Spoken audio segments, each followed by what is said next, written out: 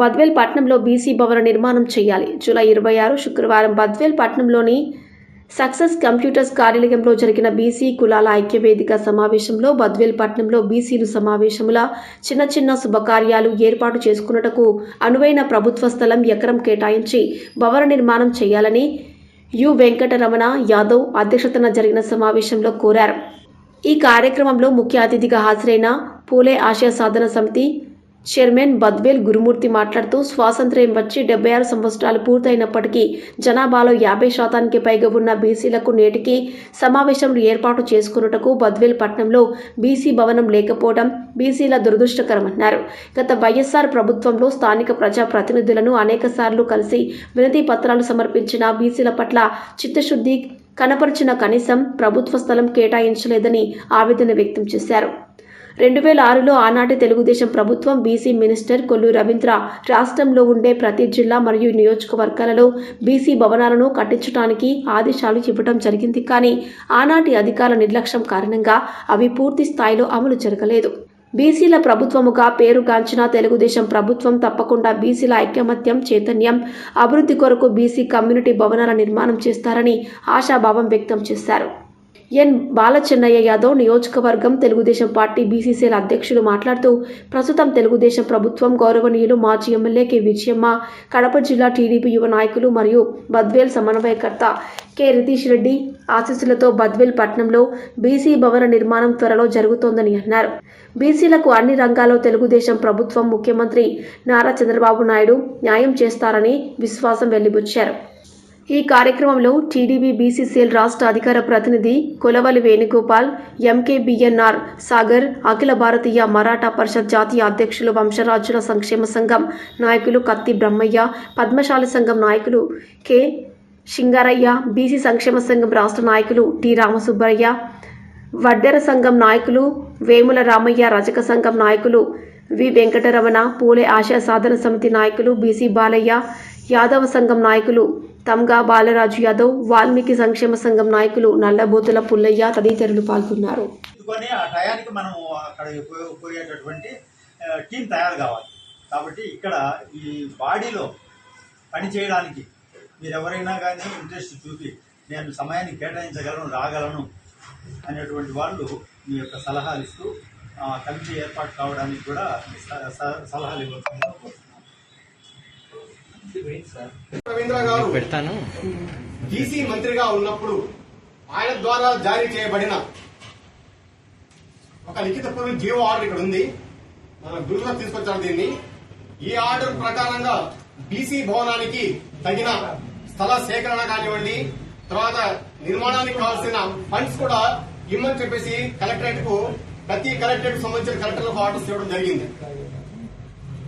ఆ కాలంలో కోర్టు విధిలో ఉండే ప్రభుత్వ ఆసుపత్రికి సంబంధించిన ప్రాంతంలో బీసీ భవనానికి సదరు ప్రభుత్వం వాళ్ళు ఏర్పాటు చేయమని అప్పటి ప్రభుత్వం ఇక్కడున్న ఎంఆర్ఓ కానివ్వండి, అటు జిల్లా స్థాయి కలెక్టర్ ఆడడం జరిగింది. కానీ కొన్ని కారణాల వల్ల అప్పుడు తీసుకోలేకపోయింది. మనము ఇప్పుడు మళ్ళీ అదే తెలుగుదేశం పార్టీ ప్రభుత్వం మనకు ఆంధ్రప్రదేశ్ రావడం జరిగింది. అది ఎంతో ఒక గొప్ప విషయం నేను భావిస్తున్నాను. కనీసం ఈ ప్రభుత్వంలోనైనా మన గురుమూర్తి సార్ గారి ఆధ్వర్యంలో ఒక నిర్మాణాత్మక కమిటీ ఏర్పాటు చేసి ఈ కమిటీలో ప్రతి ఒక్కరూ చురుకుగా పాల్గొని ఖచ్చితంగా ప్రభుత్వం నుంచి వచ్చే చట్ట ప్రకారమే కానివ్వండి, మనకు న్యాయబద్ధంగా రావాల్సిన స్థలము ఖచ్చితంగా రావాల్సిందిగా మనం కోరుకుంటున్నాం. అది రావాలంటే నిరంతర ప్రయత్నం చేయాల్సి ఉంటుంది. కేవలం గురుమూర్తి సారు లేదా రమణ గారు లేదా నేను లేదా నాగార్జున గారు ఇట్లా కొంతమంది ముఖ్యమంత్రి ప్రయత్నం చేస్తున్నారు. అలాగా ప్రతి ఒక్కరు కూడా బీసీ నాయకులు ముందుగా రండి. ఈ కార్యక్రమంలో ప్రతిసారి మీటింగ్ రావడమే కాకుండా ప్రభుత్వానికి మన ప్రయత్నము తెలిసే విధంగా వాళ్లకు ఎంఆర్ఓ కానివ్వండి లేదా కలెక్టర్ దగ్గర పోయి ప్రత్యేకంగా వినతి పత్రం సమర్పిస్తాము. వాళ్ళు చెప్పుకుందాం, ఖచ్చితంగా మా స్థలం ఏర్పాటు చేయండి. మరి వాళ్ళు అడుగుతా ఎక్కడ స్థలం చూపిస్తారా అంటే ఖచ్చితంగా స్థలం చూపిస్తాం. ఏం సార్, అవునా కదా? ఆయా స్థలాల్లో ఏ స్థలమైనా ప్రభుత్వానికి నచ్చిన స్థలము ఇవ్వని, ఇచ్చిన దాంట్లో తిరిగి నిర్మాణానికి ఏ విధంగా ముందుకు పోవాలో అది ప్రభుత్వం ఫండ్ ఎంత ఇచ్చినా సరే మిగతా అమౌంట్ మనం ప్రతి ఒక్కరు గ్యాదర్ చేసేసి మొత్తం మన నియోజకవర్గం ప్రతి ఒక్క మండలం తిరుగుదాము. ఎందుకంటే ఒకరి కోసం కాదు కదా, అందరి కోసం అన్నమాట ఇది. భవిష్యత్తులో భావితరాల కోసము ఈ యొక్క భవనము ఖచ్చితంగా తీరాల్సి ఉంది. దీని అవసరం చాలా ఉంది భావితరాల కోసం. కనుక ఈ రోజు మనము ఈ ప్రతిపాదనకు పూర్తి స్థాయిలో మన అంకిత భావంతో ముందుకు తీసుకెళ్తే ఇంకా ఖచ్చితంగా అసాధ్యమైనది ఏమీ లేదు, ఖచ్చితంగా సిద్ధిస్తుంది. ముఖ్యంగా స్థల సేకరణ అయిన తర్వాత ఒక భవన నిర్మాణానికి మనం పూర్తిగా నిబద్ధత పనిచేయాల్సి ఉంది అనమాట. ఇందాక మన సార్ చెప్పారనమాట. సార్ చెప్పినట్టు ఈ ఆర్డర్ ప్రకారంగా బీసీ భవనానికి తగిన స్థల సేకరణ కానివ్వండి, తర్వాత నిర్మాణానికి కావాల్సిన ఫండ్స్ కూడా ఇమ్మని చెప్పేసి ప్రతి కలెక్టరేట్ కు సంబంధించిన కలెక్టర్లకు ఆర్డర్స్ ఇవ్వడం జరిగింది. ఆ కాలంలో కోట వీధిలో ఉండే ప్రభుత్వ ఆసుపత్రికి సంబంధించిన ప్రాంతంలో బీసీ భవనానికి సదరు ప్రభుత్వం వాళ్ళు ఏర్పాటు చేయమని అప్పటి ప్రభుత్వం ఇక్కడున్న ఎంఆర్ఓ కానివ్వండి, అటు జిల్లా స్థాయిలో కలెక్టర్ రావడం జరిగింది. కానీ కొన్ని కారణాల వల్ల అప్పుడు తీసుకోలేకపోయింది మనము. ఇప్పుడు మళ్ళీ అదే తెలుగుదేశం పార్టీ ప్రభుత్వం మనకు ఆంధ్రప్రదేశ్ రావడం జరిగింది. అది ఎంతో ఒక గొప్ప విషయంగా నేను భావిస్తున్నాను. కనీసం ఈ ప్రభుత్వంలోనైనా మన గురుమూర్తి సార్ గారి ఆధ్వర్యంలో ఒక నిర్మాణాత్మక కమిటీ ఏర్పాటు చేసి ఈ కమిటీలో ప్రతి ఒక్కరు చురుకుగా పాల్గొని ఖచ్చితంగా ప్రభుత్వం నుంచి వచ్చే చట్ట ప్రకారమే కానివ్వండి, మనకు న్యాయబద్ధంగా రావాల్సిన స్థలము ఖచ్చితంగా రావాల్సిందిగా మనం కోరుకుంటున్నాం. అది రావాలంటే నిరంతర ప్రయత్నం చేయాల్సి ఉంటుంది. కేవలం గురుమూర్తి సారు లేదా రమణ గారు లేదా నేను లేదా నాగార్జున గారు ఇట్లా కొంతమంది ముఖ్యమంత్రి ప్రయత్నిస్తున్నారు. అలాగా ప్రతి ఒక్కరు కూడా బీసీ నాయకులు ముందంజగా రండి. ఈ కార్యక్రమంలో ఏకగ్రీవంగా చేసినాము. అప్పుడు నేను ప్రభాకర్ రెడ్డి అప్పుడు ఉన్నప్పుడు ఏకగ్రీవంగా చేసి లాస్ట్ మూమెంట్ లో విత్డ్రాయల్ చేయించినాము. ఎవరు ఆ పిల్లల టీచరు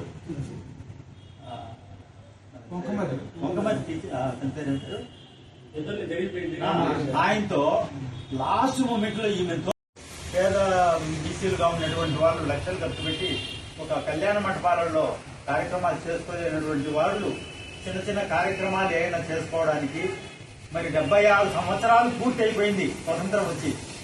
మరి మా ప్రభుత్వము బీసీలది, మా ప్రభుత్వం బీసీలకు చేస్తామని అన్ని ప్రభుత్వాలు అంటున్నాయి తప్ప కనీసము బీసీ భవనాలు ప్రాథమికమైనటువంటి అవసరం ఏంటంటే ఈరోజు ఇక్కడ ఈ స్థలము లేకపోతే మనం ఎక్కడ వేలు ఖర్చు పెట్టి బాడీకు తీసుకొని సమావేశం 20 మంది కూడా డబ్బులు కట్టాల్సిన పరిస్థితి.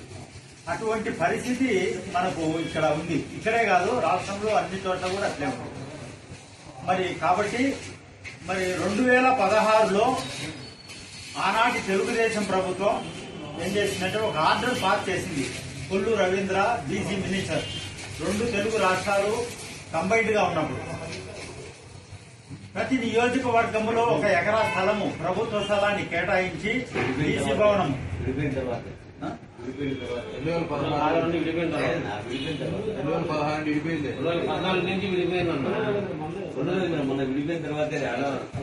అందరం కలిసి పాల్గొనే వాళ్ళు అందరం ఎవరు శక్తి కొలిది వాళ్ళు కావాల్సిన వాళ్ళందరూ పిలిపించుకొని మన శక్తి కొద్ది మనం అందరం శక్తి వంచన లేకుండా కష్టపడి ఒక తాటిపైకి తీసుకొచ్చి అందరంటే అందరూ రాలేరు, రాగలిగిన వారు చేయగలిగిన వారు మనం ముందుండి వాళ్ళని మన ముందు పెట్టుకొని కార్యక్రమం చేసుకుని ముందు సైట్ అలిగేషన్ చేసుకుంటే ప్రభుత్వం తరఫున ఆటోమేటిక్గా జీవం ఉంది. కాబట్టి మన పెద్దలుండరు, బీసీ పెద్దలుండరు,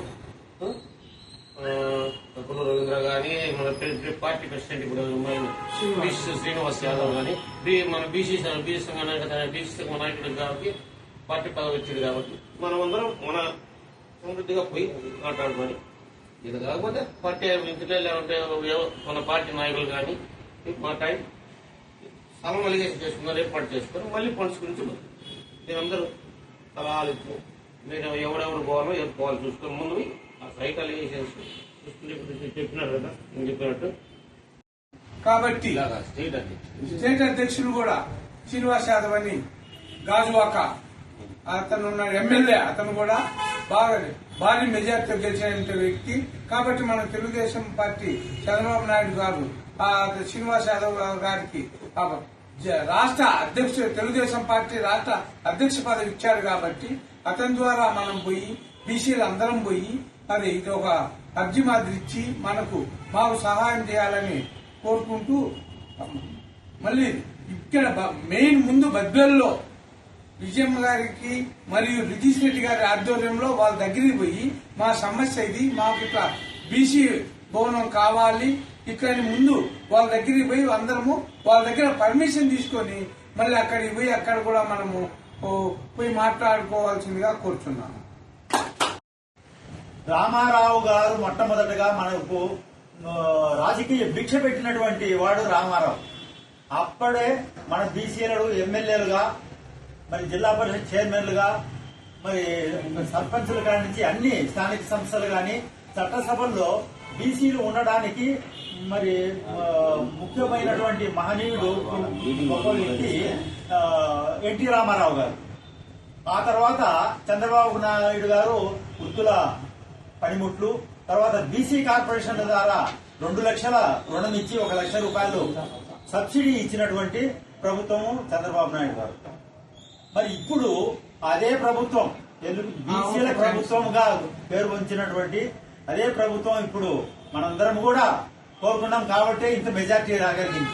ఎక్కువ శాతం 50% ఉండేటటువంటి బీసీలు ఏ పక్కన మళ్ళీతే ఆ పక్కకు ఆ ప్రభుత్వం వస్తుందనేటువంటిది రామారావు గారి టైం నుండి కూడా మనము చూస్తున్నాం. చంద్రబాబు నాయుడు గారిని కూడా మనం లేకుండా కొన్ని కారణాల వల్ల మరి బీసీలు ఇట్లా రావడం. ఏదో మినిస్టర్ అయినటువంటి కొల్లు రవీంద్ర గారు హైదరాబాద్ లో ఒక ఆర్డర్ పాస్ చేసి అన్ని జిల్లాల కలెక్టర్లకు పంపడం జరిగింది.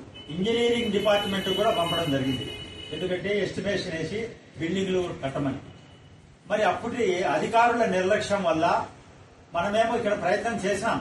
అప్పుడున్న తహసీల్దారు సుబ్బరాయుడు సార్ ఉంటే ఆయన దగ్గర కూడా పోయినాం. బ్రహ్మయ్య సారు మేము కూడా పోయి చేస్తే ఆడ గవర్నమెంట్ ఆసుపత్రి కోటర్ వీధిలో గవర్నమెంట్ ఆసుపత్రిలో మేము ఇస్తామని ఒక ఆయన ఎంఆర్ఓ గారు చెప్తే అక్కడికి అసలు ఇక్కడికి రావడానికే బస్టాండ్ నుంచి 10 అడుగులు రావడానికే మన వాళ్ళు ఇబ్బంది పడే పరిస్థితిలో మరి కోట వీధిలో ఉండే ఆసుపత్రిలో భవనం కడితే మరి అది ఏమైపోతుందో మనకు ఉపయోగపడదు అని మాకు వద్దులేండి సార్, ఎక్కడైనా కానీ అనువైన స్థలము కుంటలో కానీ లేకపోతే తెలుగంగలో కానీ అని అడిగినాం.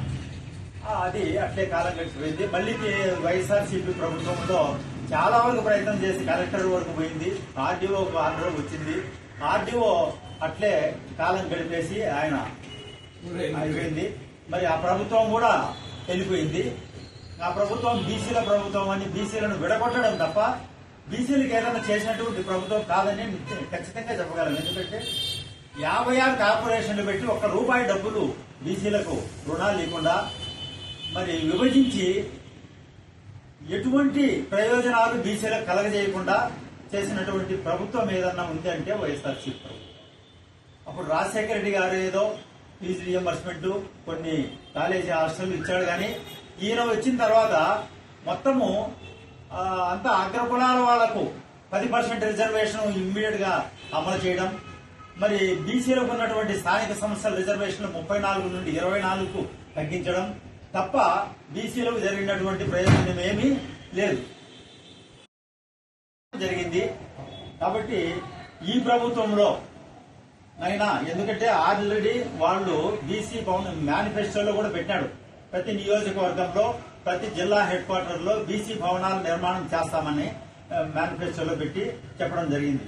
లోకేష్ గారు వచ్చినప్పుడు మన బీసీ రమణ గారి ద్వారా ఒక రిప్రజెంటేషన్ కూడా తయారు చేసి ఇవ్వడం జరిగింది. బీసీ భవనం బద్వేలు కావాలని. మరి ఇటువంటి పరిస్థితులలో ఇప్పటికైనా కానీ మనం బద్వేలు పట్టణంలో బీసీ భవనాన్ని కనీసం ఒక 50 సెంట్లైనా, అప్పుడేమో ఎకరా అన్నారు దీంట్లో ఆర్డర్లో, ఇప్పుడు 50 సెంట్లైనా కుంటలో గాని ఆసుపత్రి పైన తెలుగంగా గేట్ లో అటు సైడ్ ఉంది ఒక 30-35 సెంట్లు, అది గాని మనము సాధించుకోగలిగితే బీసీలకు భవిష్యత్ తరాలకు మనం ఏదైనా చేసిన వాళ్ళం అవుతాం. మన తర్వాత మనం రాబోయేటటువంటి తరాల వాళ్ళకు మనం ఏదైనా చేసినటువంటి వాళ్ళు అవుతాం. అందులో బీసీల పట్ల మంచి సదభిప్రాయంతో ఈ ప్రభుత్వం ఉంది కాబట్టి, బీసీలకు ఏదైనా చేయాలనేటటువంటి లక్ష్యంతో ఉంది కాబట్టి మన అందరం కూడా ఇక్కడ తెలుగుదేశం ప్రభుత్వంలో మీకు అనుకూలంగా ఉండేటటువంటి లీడర్లు అందరూ కూడా మీరు శ్రద్ధ తీసుకొని మనది ఇది మనది మన జాతి కోసము మనం చేస్తే మనకు భగవంతుని ఆశీర్వాదాలు ఉంటాయి. మరి అది కూడా మనకు పుణ్యం అనేటువంటి ధోరణిలో సమాజ సేవ కాబట్టి మానవ సేవ కాబట్టి మనం నిష్కలంషంగా నిజాయితీగా అంకిత భావంతో మనందరం పట్టుదలతో అది వీలైనంత తొందరగా మనం సాధించుకోగలిగితే మన మీద మన జాతికి ఏదైనా చేసినట్టు ఉంటుందని ఈ సభాముఖంగా మీ అందరికీ కూడా తెలియజేసుకుంటూ మరి ఆ సాధనకు ఇదివరకు కూడా వైఎస్ఆర్